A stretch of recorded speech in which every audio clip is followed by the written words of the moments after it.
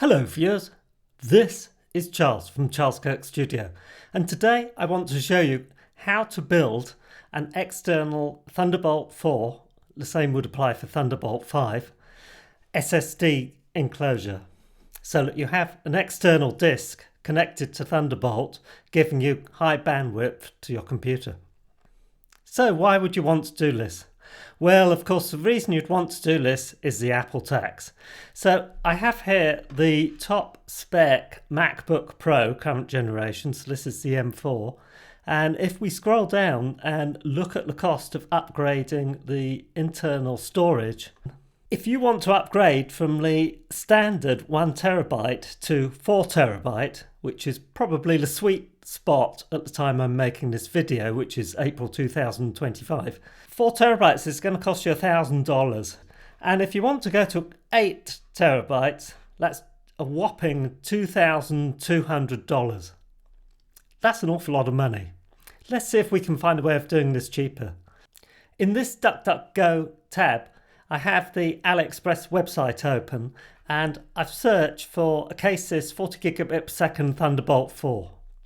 And the result that's of interest is the second one, and that's the Acasis official store. So let's go to the product page, which I've already opened in another browser tab, and have a look at the detail. What it allows you to do is to buy a standard M2 NVMe SSD and to then put that into the case and use it as an external drive. And of course the advantage of this approach is you could always repurpose that SSD for something else.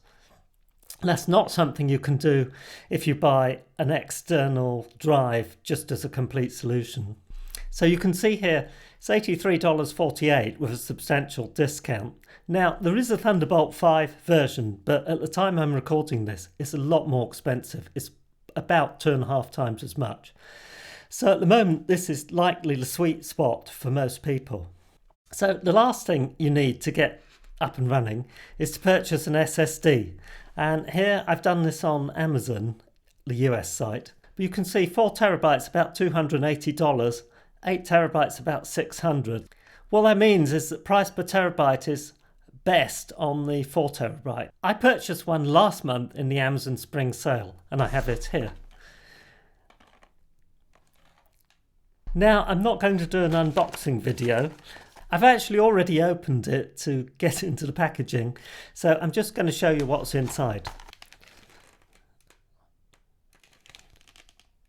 And then from AliExpress I got this. So if you look at the case, it's actually just magnetically put together. And what that means is if I pull that bit, there we go. So that's the innards of the case, and then this bit just clips on the top. And the fan is switchable. It's that switch there. So you can put the fan on if you need it, but you don't have to have it on all the time. Now all I need to do is to insert the SSD into the case. Now to hold it down, rather than having a little screw, it's got these little rubber bits. And that needs to go in like that, and then we push it down. Right, that's in and secure.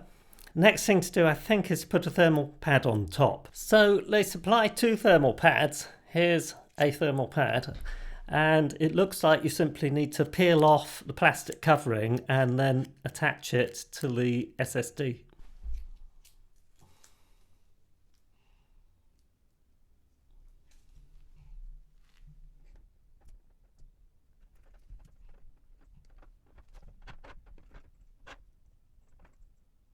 So I've now fitted the thermal pad. That's this bit, and you can see that's the rubber stopper is there, and all I need to do now is to put the case lid back on.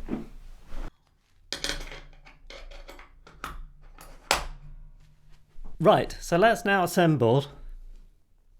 Let's try and connect it to the Mac. In the box you get a Thunderbolt cable. I'm just going to take the Velcro off and then I'm going to attach it.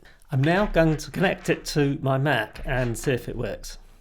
So I'm now going to take the Thunderbolt cable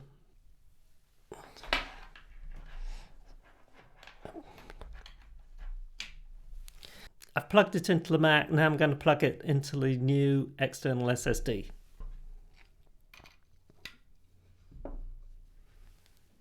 You should be able to see on my screen capture that it's detected it, so we want to allow that, obviously. Now we need to initialize it, and macOS has helpfully opened disk utility. And all I need to do now is to format it. I'm going to erase it, and I think that will then partition it, and then I think it will be usable. Let's just go with the default.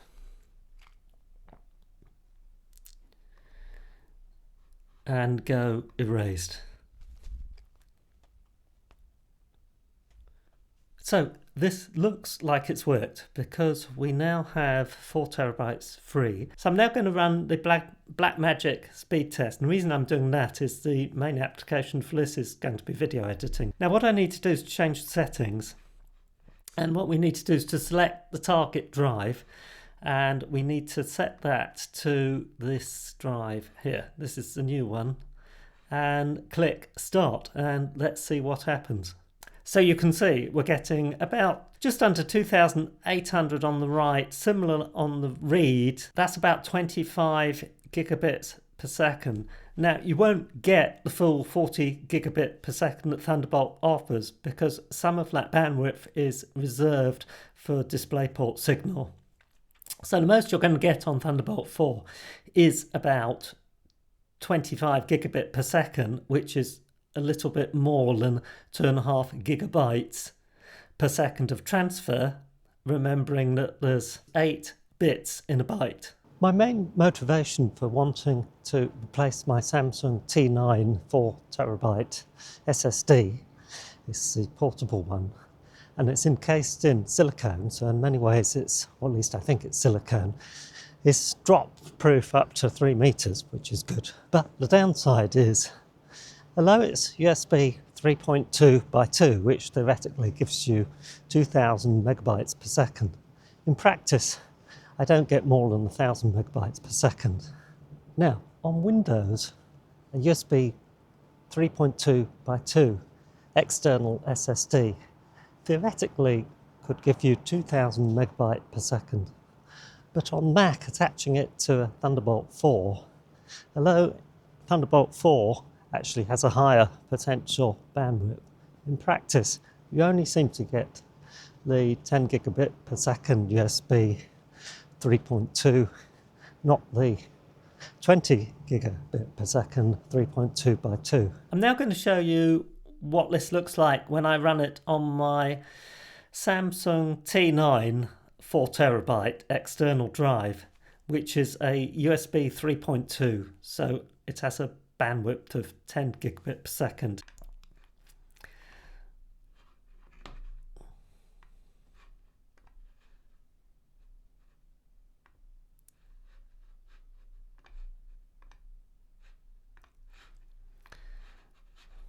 So I've switched disks. Let's run it again.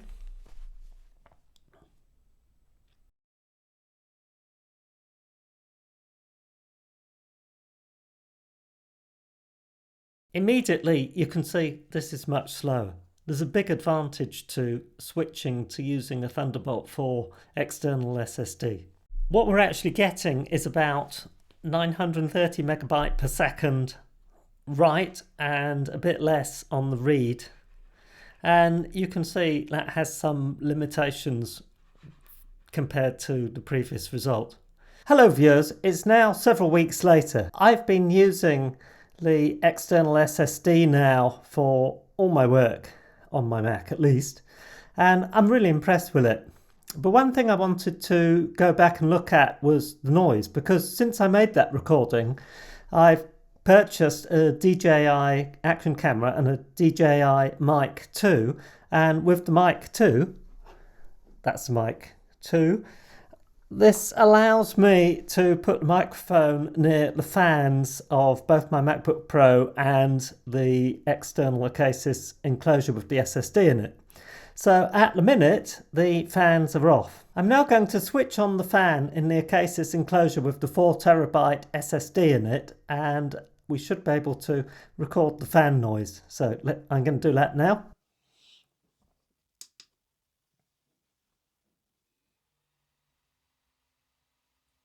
Now I can hear it, but it's very quiet.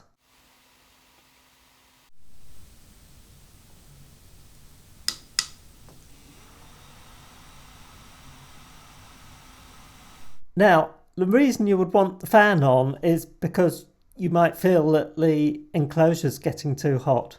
Now, typically, I find it's pretty hot to touch, and I would say it's between 40 and 50 centigrade. That's all of the time, even when it's idle. With the fan on, that I would think comes down to around 30-ish.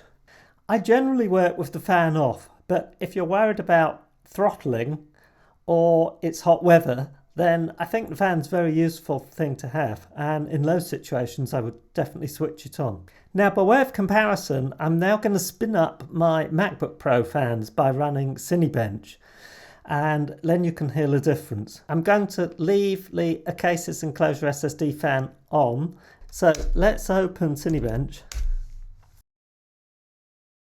I'm going to run the multi-core CPU Cinebench benchmark. This is Cinebench 2024. Let's press start.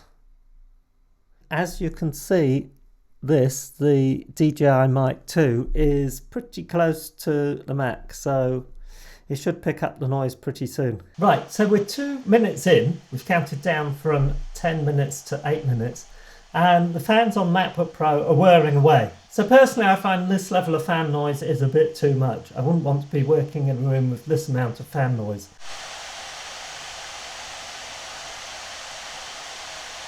In conclusion, I'm actually so pleased with it that I actually sold my Samsung external SSD. Thank you for watching. I hope you found the video useful. If you did, please click on the like and subscribe buttons. Have a great day.